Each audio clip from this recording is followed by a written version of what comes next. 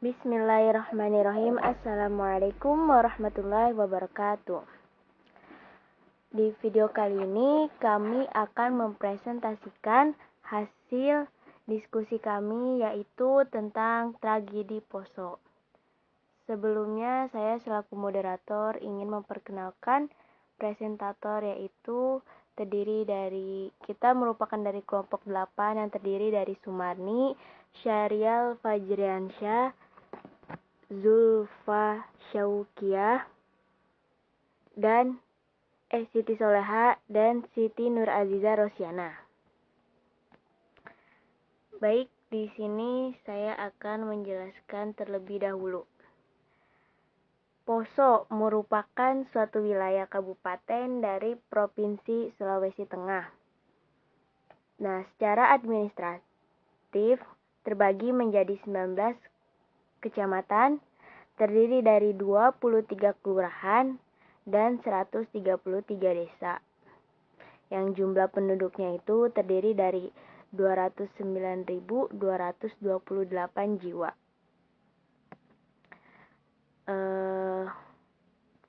Untuk penganut agama di Poso relatif seimbang. Dalam hal penganut agama, dengan 45% itu penduduknya beragama Islam, 35% beragama Kristen, sedangkan sisanya penganut Buddha, Hindu, dan lainnya. Dan pada umumnya yang pemeluk Islam itu berasal dari warga pendatang dari Jawa, Lombok, Gorontalo, Sulawesi Selatan, Bugis, dan Makassar, serta penduduk asli Tojo, Buku, dan Togian. Sedangkan penduduk beragama Kristen umumnya itu penduduk asli dari suku Pamona, Mori, serta pendatang dari Manado, Toraja, dan Nusa Tenggara Timur.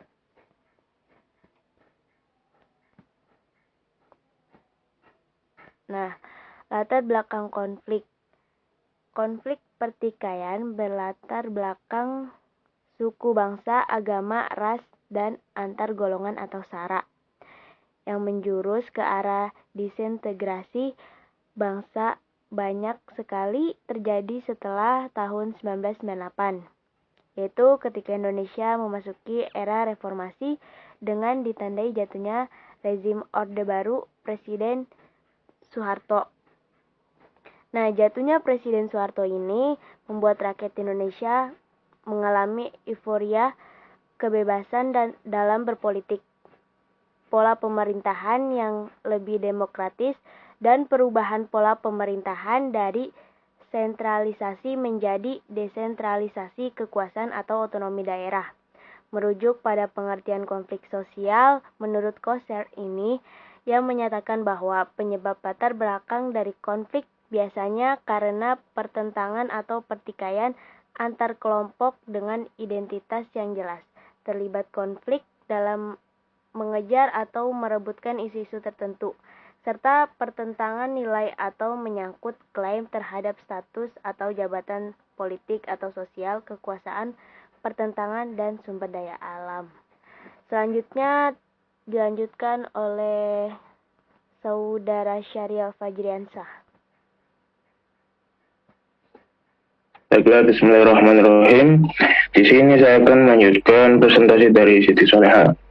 Selanjutnya yaitu jalannya konflik. Maaf, sebelumnya slide kelima, kehadiran penduduk pendatang ini telah membuat perubahan transformasi sosial ekonomi. Sosial ekonomi di Poso yang diawali dengan peralihan lahan dari penduduk asli ke pendatang. Para pendatang kemudian sukses dan berhasil setelah mendapat keuntungan dari hasil tanaman pertanian dan perkebunan, terutama hasil tanaman coklat yang memberikan keuntungan besar pada tahun 1990-an. Keberhasilan pendatang ini membuat kesenjangan sosial yang terjadi di Poso dan menyebabkan terjadinya kecemburuan sosial bagi penduduk aslinya. Sehingga penduduk aslinya itu merasa tersingkirkan di tanah kelahirannya sendiri. Selanjutnya yaitu jalannya konflik. Konflik komunal di Poso pertama kali terjadi pada 24 Desember 1998 yang sebenarnya adalah karena faktor pertikaian antar pemuda yang berbeda agama. Peristiwa ini menimbulkan sentimen agama yang cukup tajam bagi agama Islam dan Kristen. Karena momentum kejadian ini bertepatan dengan perayaan Natal dan bulan puasa, yang juga kebetulan bertepatan dengan situasi politik yang sedang memanas terhadap isu permasalahan pemilihan bupati di Poso. Pada konflik kedua yang berlangsung pada bulan April tahun 2000, fenomenanya sungguh erat dengan nuansa politik karena bertepatan dengan pemilu jabatan bupati Poso dan adanya isu tuntutan pembagian jatah kekuasaan antara elit kelompok Kristen dan Islam.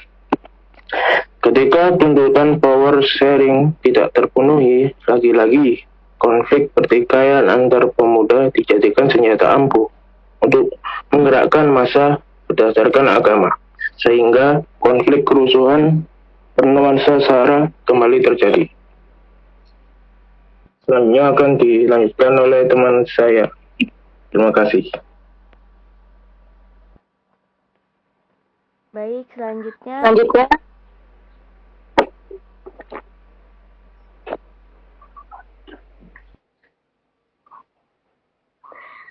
Selanjutnya yaitu upaya perdamaian. Salah satu upaya perdamaian yang paling berarti dan berpengaruh adalah Deklarasi Damai Malino 1 pada Desember 2001. Upaya damai ini bermula dari inisiatif Pendeta Atto Bando yang menghubungi Menteri Koordinasi Politik Hukum dan Keamanan yaitu Susilo Bambang Yudhoyono, Menteri Koordinasi Kesejahteraan Masyarakat yaitu Yusuf Kala, dan Menteri Pertahanan yaitu Abdul Jalil untuk segera mengupayakan perdamaian di Poso. Keinginan tersebut direspon oleh pemerintah pusat melalui Menko Kestra Yusuf Kala yang ditunjuk menjadi pemimpin mediator dalam upaya damai di Poso.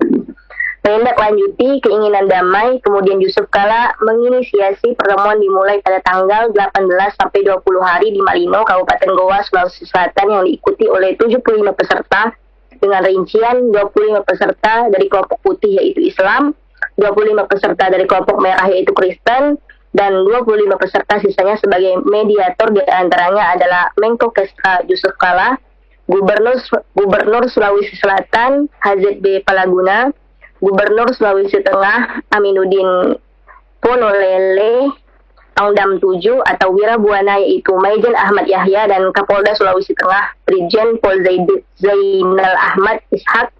Kemudian dari peninjau diantaranya dari Perwakilan Majelis Ulama Indonesia atau MUI yaitu Din Syamsuddin, Persekutuan Gereja-Gereja di Indonesia atau PGI diwakili oleh Pendeta Nathan Setiabudi J. Likuwada dari KWI, dari kantor Polka Maijen Bambang Sutejo, dan perwakilan dari Mabes TNI adalah Maijen Suwisma. Kemudian dilanjutkan oleh presentator selanjutnya.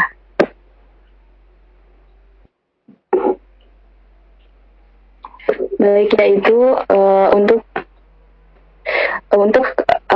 hasil dari kesepakatan pertemuan tersebut dihasilkan 10 poin kesepakatan yang dituangkan dalam Deklarasi Malino 1 yang isinya sebagai berikut. Pertama yaitu menghentikan semua bentuk dan perselisihan. Kedua, menaati semua bentuk dan upaya penegakan hukum dan mendukung pemberian saksi hukum bagi siapa saja yang melanggar. Ketiga yaitu meminta aparat negara bertindak tegas dan juga adil untuk menjaga keamanan. Keempat yaitu untuk menjaga terciptanya suasana damai, menolak pemberlakuan darurat sipil serta campur tangan pihak asing. Yang kelima yaitu menghilangkan seluruh fitnah dan ketidakjujuran terhadap semua pihak dan menegakkan sikap saling menghormati, juga memaafkan satu sama lain demi terciptanya kerukunan hidup bersama. Selanjutnya itu, Tanah Poso adalah bagian integral dari Republik Indonesia. Oleh karena itu, setiap warga negara memiliki hak untuk hidup, datang, tinggal secara damai, kemudian menghormati adat istiadat setempat. Selanjutnya, semua hak-hak dan kepemilikan harus dikembalikan kepada pemiliknya yang sah, sebagaimana adanya sebelum konflik dan perselisihan berlangsung. Selanjutnya yaitu mengembalikan seluruh pengungsi ke tempat asal masing-masing. Yang kesembilan yaitu bersama pemerintah melakukan rehabilitasi sarana dan prasarana ekonomi secara menyeluruh. Yang terakhir yaitu menjalankan syariat agama masing-masing dengan cara dan prinsip saling menghormati serta menaati segala aturan yang telah disetujui, baik dari bentuk undang-undang maupun peraturan pemerintah dan ketentuannya lainnya. Sekian dari saya dan selanjutnya akan dilanjutkan oleh teman saya. Baik, selanjutnya itu peranan tokoh masyarakat Poso dalam menyelesaikan konflik. Sebagai contoh berfungsinya peran tokoh agama dan elit sosial menjalankan fungsinya sebagai soko guru dalam menjaga perdamaian dan kerukunan masyarakat adalah di Desa Tangkuru, wilayah Kecamatan Poso Pesisir.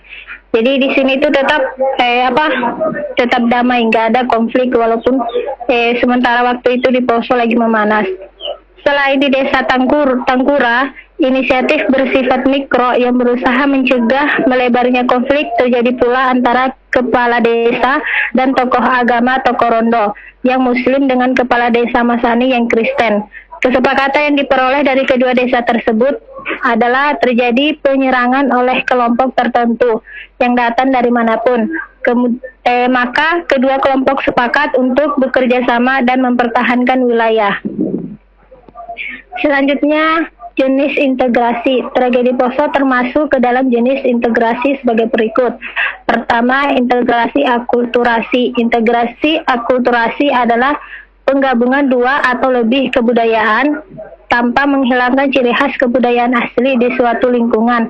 Pemerintahan atau negara bisa menjadikan cara ini sebagai satu hal inovatif dalam menciptakan persatuan dan kesatuan masyarakat.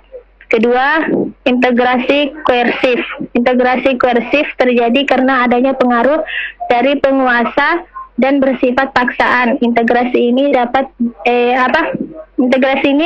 tidak bisa bertahan lama dan kuat karena sifatnya terpaksa. Jadi, kenapa kami memilih jenis integrasi ini? Karena pada mulanya warga Poso itu saling menerima antara penduduk asli dengan penduduk pendatang. Tapi karenanya ada konflik maksudnya hal sepele menjadi besar karena terdapat konflik politik juga. Mungkin sekian dari saya, dilanjutkan teman yang lainnya.